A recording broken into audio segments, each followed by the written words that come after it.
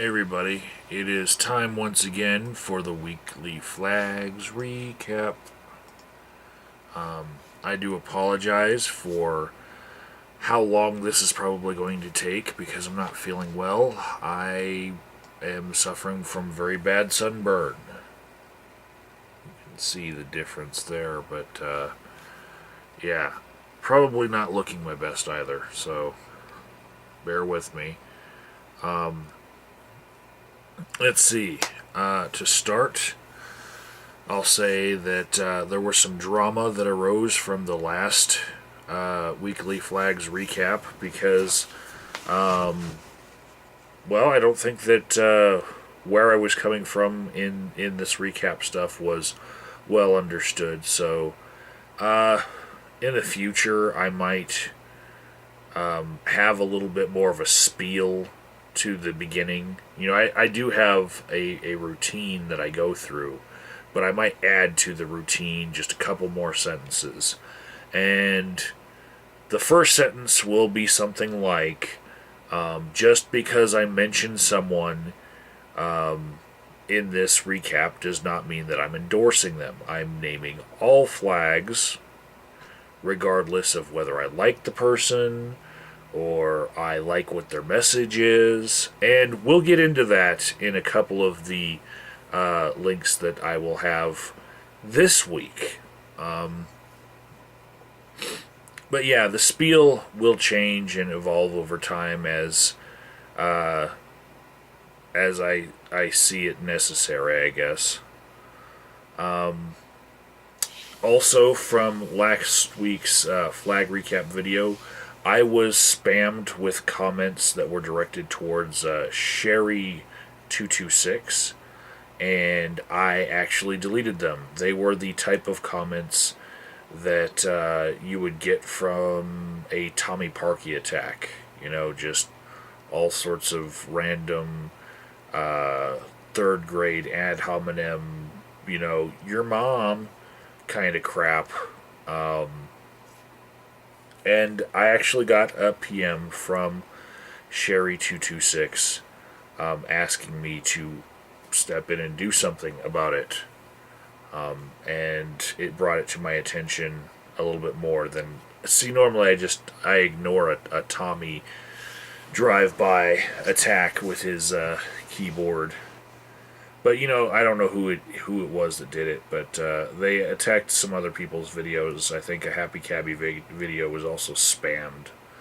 Don't know what she did. She looks like she's part of the Great Debate community. Anyways, on to the flags and a meta-analysis of the flags this week. There was a lot of quiet from the RadFemRA community and the gaming community. And I guess the closest to any kind of drama in the RadFemRA community would have been a video on the Woolly Bumblebees channel. But even that wasn't that big of a drama. The flag of the week comes from not one of the traditional communities that I've outlined in previous weeks. This is George for Title. And he has about 20,000 subscribers. And I would characterize him as an end-of-the-world apocalyptic prepper type. Where a lot of his videos, they aren't expressly saying these things, but as a whole, if you take everything that he's saying, he's basically coming from that point of view. And he made a video saying that he is going to be leaving YouTube, and he was very emotional in that video. And that was on his other channel because he got a suspension on the George for Title channel. So he made this video on the George for Vlogging channel. But it's a really emotional video, and it shows what can happen with just a couple strikes from flags. People really take this stuff personally. On to the great debate community. Gluteus inflammatus was terminated. And that happened after 2 strikes came in on that channel. And then there was a video on the Gluteus Illuminatus channel that was also flagged. Gluteus Illuminatus now has started a channel where he just named the first name Gluteus, the last name Illuminatus, and has gotten that name back. That was the name of a previous channel that he had that was flagged down, and now he's got the name back, but it's on one of those channels where the actual channel URL is kind of gobbledygook. So, link in the description box to a video where he's explaining the last part of it. But this was actually something that I had been following all week, but now some of the videos have been taken down. You can find one of those videos that was taken down on his channel, The Dutch Douche. Also, when I saw that his channel was terminated and he had a flag on his Gluteus Illuminatus channel, I went into a hangout with Brett Keane and asked him directly about it, because he was implicated as the person who would have done such a thing. In fact, the 2 videos that were on the Gluteus Inflammatus channel that were taken down were both about him. So I asked Brett Keane directly, and he did deny it directly. But also, in that hangout, while I was in there, I got a message from another user named Crenshaw Paw. And Crenshaw Paw said that he got a DMCA from Brett Keane. And so I confronted Brett Keane about that one. And he denied that. And he said that anyone can put in any info in the DMCA takedown notice, the takedown form, and that information will happen. Well, Crenshaw Paw, as of this filming of this video, is trying to get to me some information that would show that it was indeed Brett Keane who flagged his video. And this is how the logic works. If you use the form for the DMCA takedown, you can put in the actual email address of somebody, the actual email address that is connected to their real channel, but it's not yours, right? And you can put that in and then hit submit, because you don't have to be logged into your channel in order to use that form. It doesn't check that you are logged into your channel. That form is separated from the actual workings of YouTube. So it would be possible to send a false report and make it look like somebody else. Well, the thing is, if somebody counters that false report, the notification of the counter would go to the email address that was specified in the initial notification, which, if it were fake, if somebody was trying to fake like somebody was DMCAing you, then they would then be notified. But also, the only way to counter the counter notification would be a link in an email sent to the real email address of the person being framed. So a counter to a counter should never happen if the video in question were being DMCA'd by somebody who was not the real person and was just filling in bad information. I hope that you all are following what I'm saying here. Crenshaw Paw is saying he got DMCA'd by the real email address of Brett Keane, which is on his Facebook page, which you can compare the email address to his DMCA form, right? He countered that DMCA, and he is now saying that he got a counter to his counter. And for that to happen, the argument goes, that had to be actually Brett Keane doing it. As of me making this video on the day that I do my Flags recap, I wait a week about. He tried to get it to me, and it didn't quite work out. And I'm still working on, would this logic hold up? Is this rock solid, as it were? But also there is another in the Crenshaw Paw example here. There's another kink in all of this, in that the video that was DMCA'd was a debate between Brett Keane and not Skid Row Radio. What was his name? Straight Dope. Okay. So it's Brett Keane, who went on some show with Straight Dope, and he's debating Straight Dope, and he's given Straight Dope permission, obviously, to use Brett Keane's content, his contribution to that show. So they have a debate, and Crenshaw Paw thinks that Brett Keane did not perform well in that debate, and so he mirrors the video. And then we are then in this weird gray area of, well, the video was thrown up on YouTube, so now it's okay to mirror it because of one thing that the terms of service says.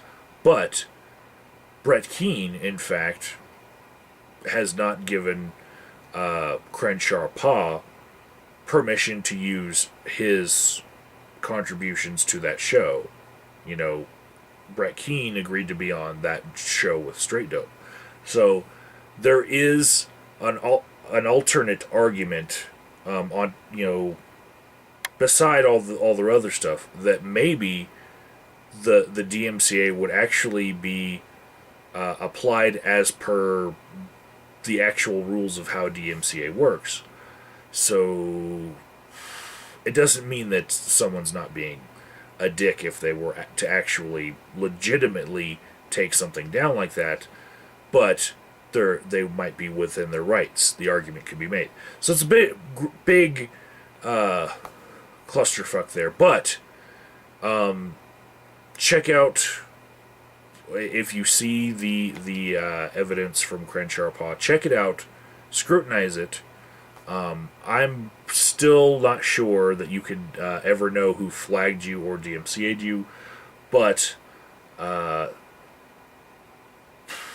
this one looks like it has a little bit more evidence than anything else.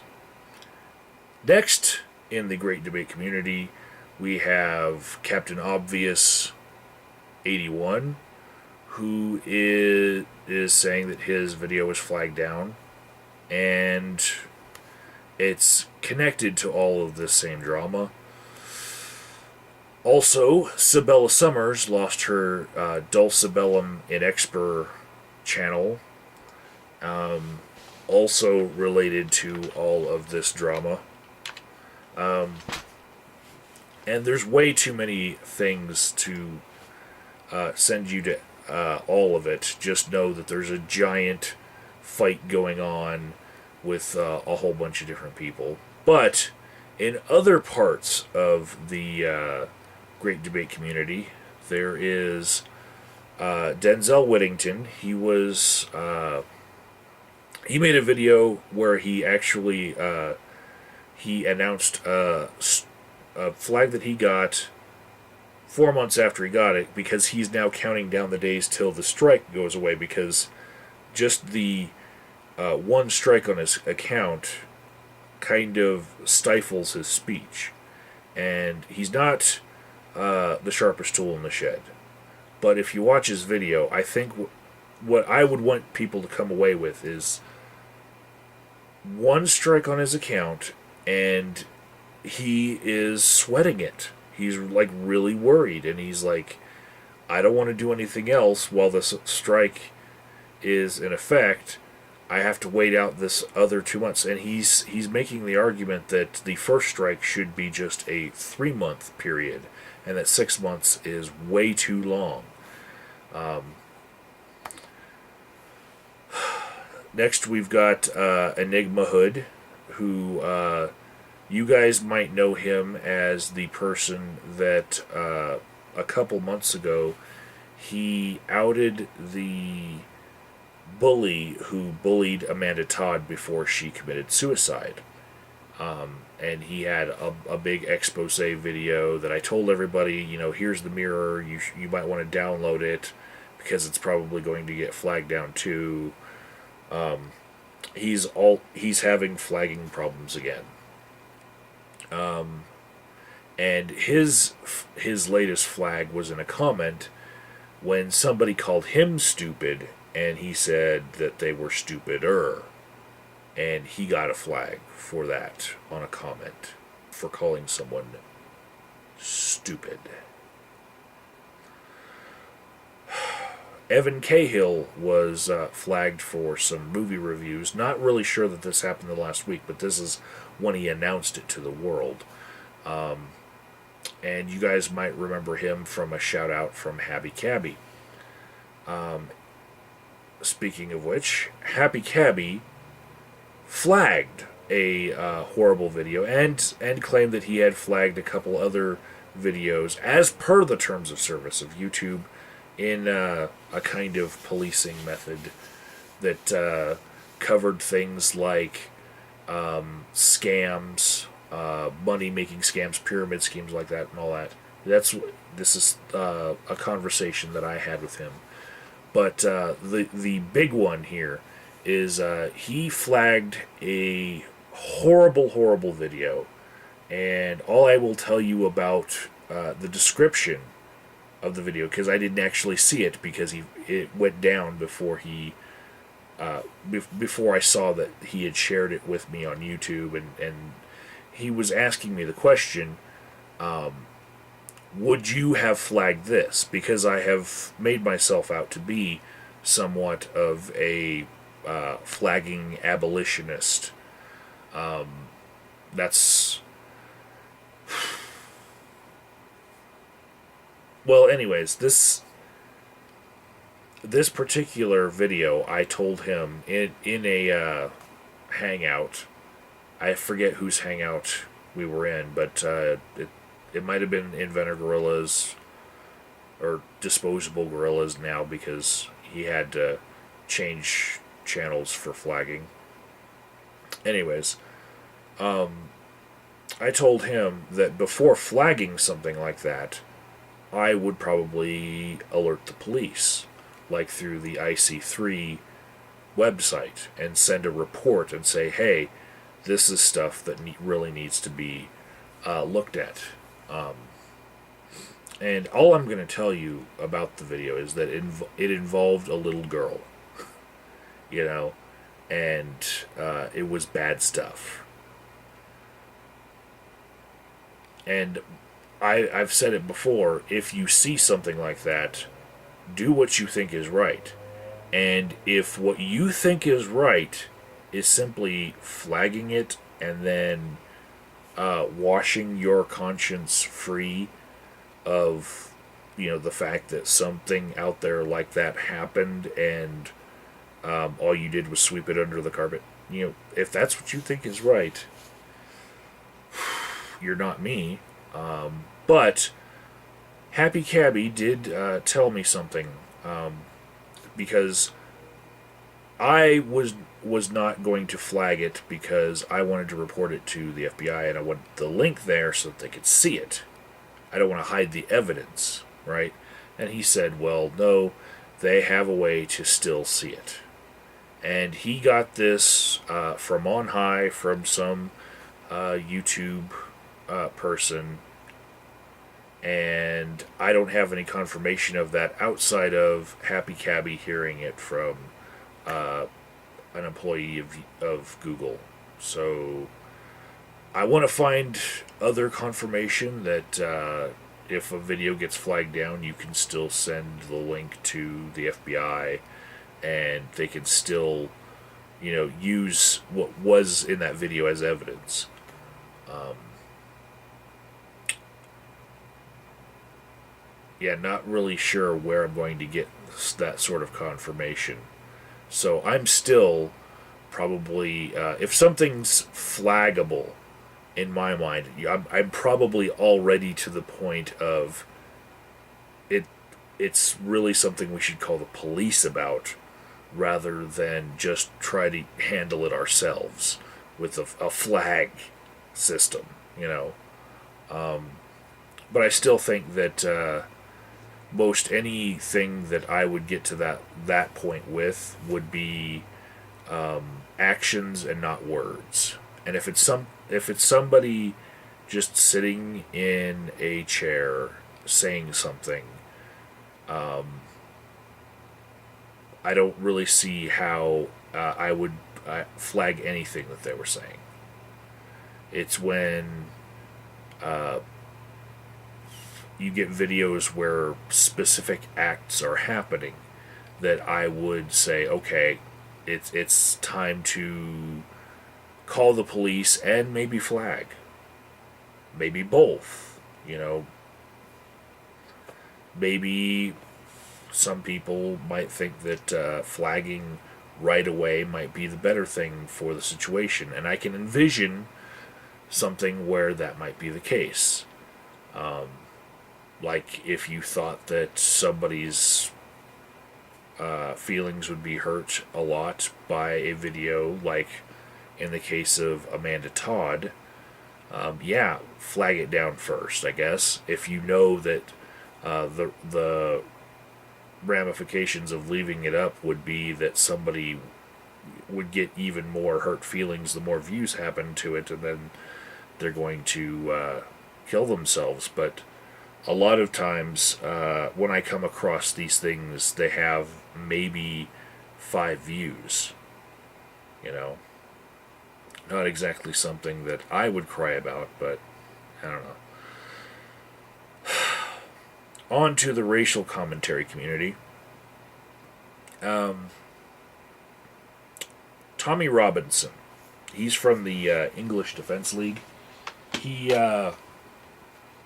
he made a video where he's speaking about the Woolwich terrorist attack, and he or whatever you want to call it. Some people wouldn't even call it a terrorist attack. It was, to me, it was like an inept terrorist attack. But he keeps having this video removed. It's like 20 minutes long, and this is one of those things where I'm not telling you guys about this video because I support the things that are being said in it.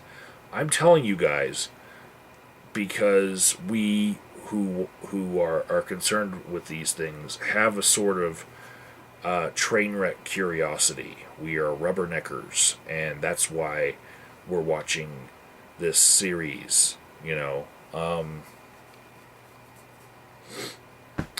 Yeah. On to the pro wrestling community. The Brad Rules got a 2-week suspension, and he is now on the Brad Rants. In the commentary community, Monty Wugrain, he got flagged. In the inappropriate category, again, not telling people that I approve of what's in there. I'm actually listing it in the inappropriate category here. Sophie0469, she got flagged for provocatively eating a banana. And she made a video about the provocative banana eating, and then ended that one with rubbing a corn cob in between her boobs. But, yeah. I'd say that she is definitely exploiting sexuality in order to get views, but I don't really see what she's doing as being too sexually provocative. I mean, we actually have a Playboy channel here on YouTube, and all she's doing is eating a popsicle, eating a lollipop, eating, you know, whatever, and doing it with a close up on her mouth. In fact, most of her videos are just a close up on her mouth. And I thought, maybe that's because this person is not a very convincing transsexual with the entire package showing, and perhaps there's some voice modification going on, and a whole bunch of people are watching her for, her sexually provocative content, and then they're not really getting that, oh, crap, you know. Maybe. I don't know. In the interesting category, Let's Ride was flagged for a video with a 528 hertz note. And this falls under the ASMR category of videos where people are trying to stimulate certain things in people's minds by using certain tones, or scratching on a chalkboard, or whispering and whatnot. Here's the thing. Let's Ride was flagged as a scam because he believes in the healing properties of 528 hertz notes being played. So basically, it's kind of like right before an emergency broadcast thing happens over the radio or TV, that tone, he's telling people that if they listen to that tone, and he makes a long video of just that tone and nothing else, if people listen to that tone, then they're going to get healed of something, or it's going to make some rejuvenating process start in your body. And so he got flagged as a scam. He wasn't selling the tone, he just had a YouTube video of a long burst of the tone. But this one really irks me in that I think that his free speech was violated. And I don't think that it was enough of a scam to just link it to, he's got this weird thing that he likes to do, and he says that you're going to benefit in your health if you listen to this 528 hertz note. I don't think it was enough of a scam to flag him as a scam, like a scam artist, like somebody who's out to get people. And I like, slippery slope arguments don't work that well on YouTube. People shoot them down all the time. But I really think that if people like him can get flagged as scams, then how long will it be before we are flagging preachers who normally would have been covered under religious speech, but then, if they preach anything like a prosperity gospel, they're going to get flagged down.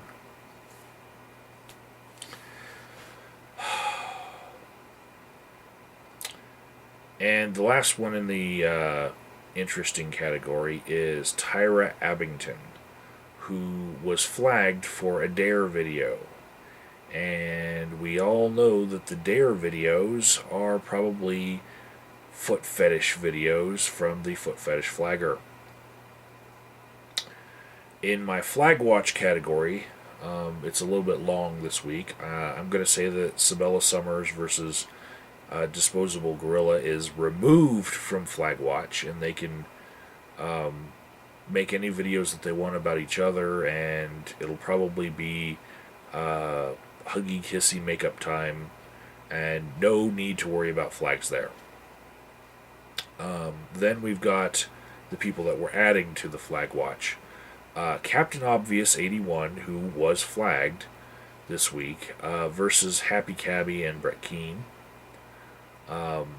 Anything in that general area of YouTube, look out for. Then we've got Coughlin and Friends versus Thunderfoot and Friends. Make a video about either, and you're probably going to get flagged. At least your chances just like went up 300%. And the last one I'm adding to the flag watch is a guy that I like.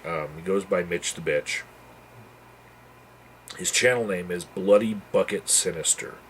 And he's been calling out people in the gaming and commentary communities like Undertaker Freak 1127. So I'm going to put him on flag watch. Now, there's a couple of videos that I noticed this week that, even though I disagreed with them, and they had to do with free speech and flagging, there's enough of them that I agree with, or that I just think is very stimulating to the discourse we're having. So I'm just going to point you in the direction of a Real Man Pones video. Now, I disagree with a whole bunch of things from his video. Number one, that by listing a video in this recap, I am promoting it. And he's like, I'm doing it with a cavalier attitude, and no. I've got a completely other attitude, and maybe you just don't know the meaning of the word cavalier, or maybe you do, I don't know. But I know I used the word clinical.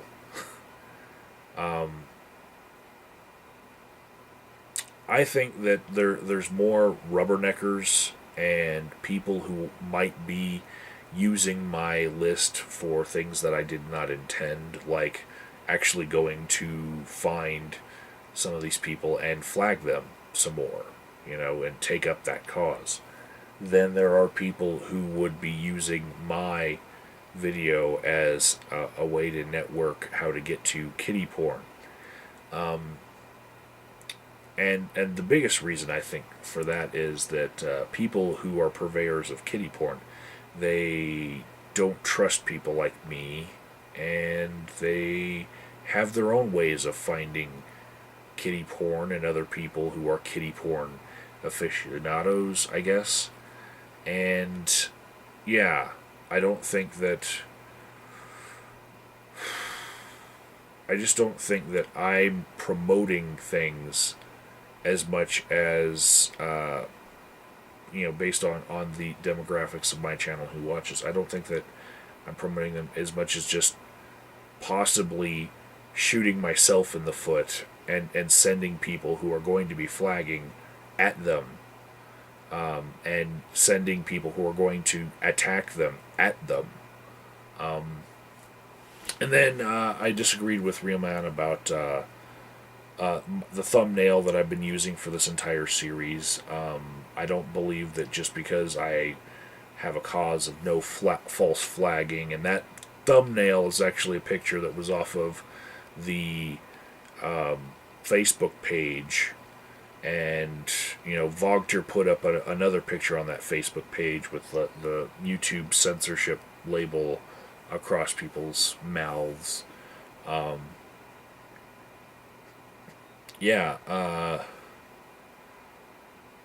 His argument was that I don't get out of it if I use a thumbnail that says I don't like false flagging, and then all of the things in my videos are not false flagging. I'm not the one who said that because a thumbnail is on the video that everything has to pertain to that thumbnail exactly. But I will say that I have been thinking about changing out the thumbnail and the titles of all of these videos, because you'll see that they say Flags recap of the week, and I say weekly Flags recap because it just rolls off the tongue. I wanted to change all of it and rebrand it to the same thing. And the controversy didn't happen for a year, and it only happened when people were digging and looking really hard for any little, I guess, chink in the armor that they could get their ponage dick into. But yeah, really weak.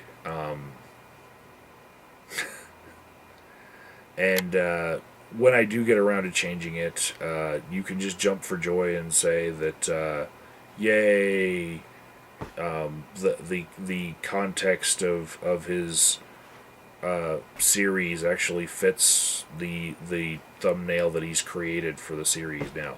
Really, the thumbnail that I'm using currently, it was created in Microsoft Paint in like a minute.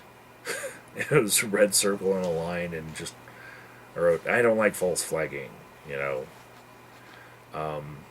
And that's one of the formative reasons why I decided to take on the mantle of doing this series from the people who had left that project, you know, as an itch. But I just, what can I say? I disagree with the sentiment that I am misleading people. And then there was the whole thing about leaving Helen 906's exact words, the exact context in which I got his report, intact, and that means that I must be promoting Helen 906's words, even though I set them apart from my own. Right, I'm highlighting them by making them red and putting them in a red font, writing Helen 906's report above it, and mentioning in my video that the reason why I'm not reading every single one of them is because I am tired of investigating channels that have to do with porn. Now, Real Man Pone said that he doesn't believe that I could have cut and pasted that and not read it. And I did give it a cursory reading, but you could hear in my previous recap that I said that I was tired of looking at porn. And it wasn't so much my cursory reading of Helen 906's report that week that gave me the feeling that, you know, I was going to see more of the same. It was the week after week getting these reports, and finally I decided I don't want to integrate this stuff into the rest of my report. I'm going to show the context in which I'm getting it. I'm not. It's not exactly lazy. It's tired. It's tired of seeing channels like that. So everything except for the couple racist ones, I pretty much expected the worst out of a bunch of them. The racist thing is for that 1 week that was in question. That was actually different than anything else in Helen 906's reports, but I still just didn't feel like investigating because it's not the same thing that I'm getting in my aggregators, and I think that it was important to me at the time to leave it in the context that I got it so that everybody else could see the context that I got it and decide whether or not they want to explore further on their own, because I, at that point, just felt like passing on the report.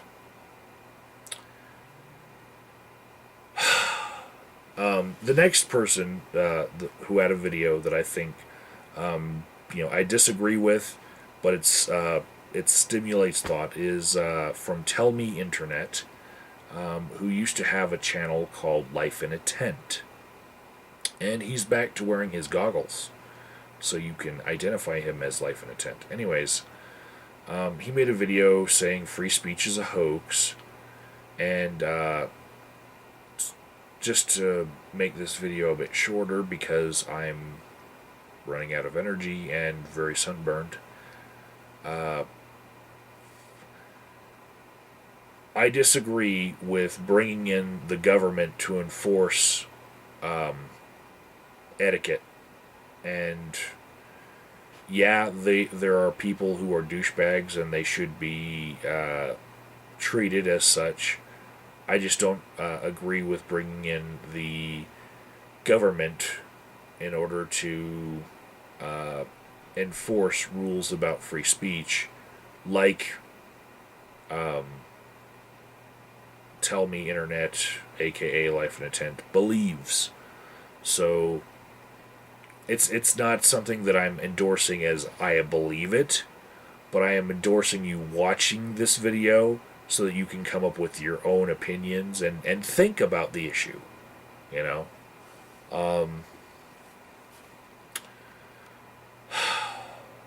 Lastly, I'm going to leave in the all the rest column just one video from Antonio Ferguson fan who he is putting up entire episodes of content that's not his, and he deserves it.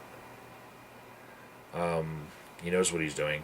And then Helen 906, 3 different PMs from Helen 906 is what I'm posting in the Helen 906 report, which is vastly longer than the report that I created for you all, and most likely there will be plenty of porn or even disgusting porn, and even porn that's disgusting to people who normally support fetish porn, because there'll be some element in the porn that is something that's just designed to disgust you, like the use of young women or young girls or babies or shit or bananas.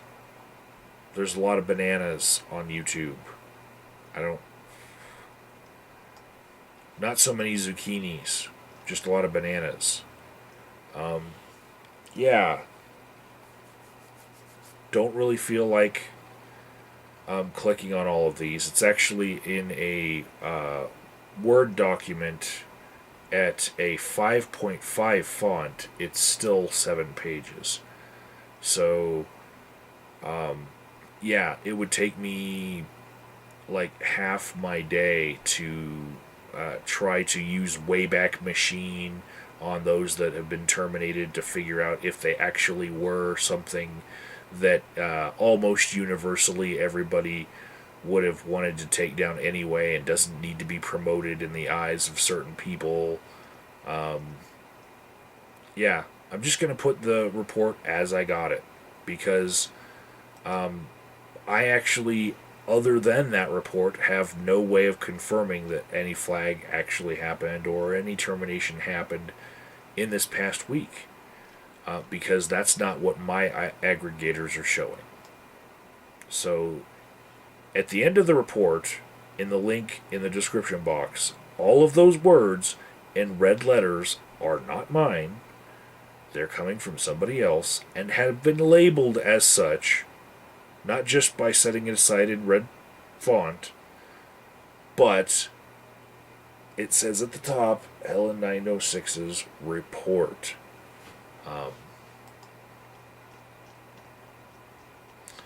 And that's it. If you can, please make an angry video, yell, scream, leave an angry comment. But please, let's quit with the things that are arguably false flagging. or just flagging to censor people or make people quiet about their criticisms of you. And if you can't take the heat as far as people making a critical video about you, then stay out of the kitchen. You put yourself out there for the public, and the public might have an opinion about you. you know. Laters.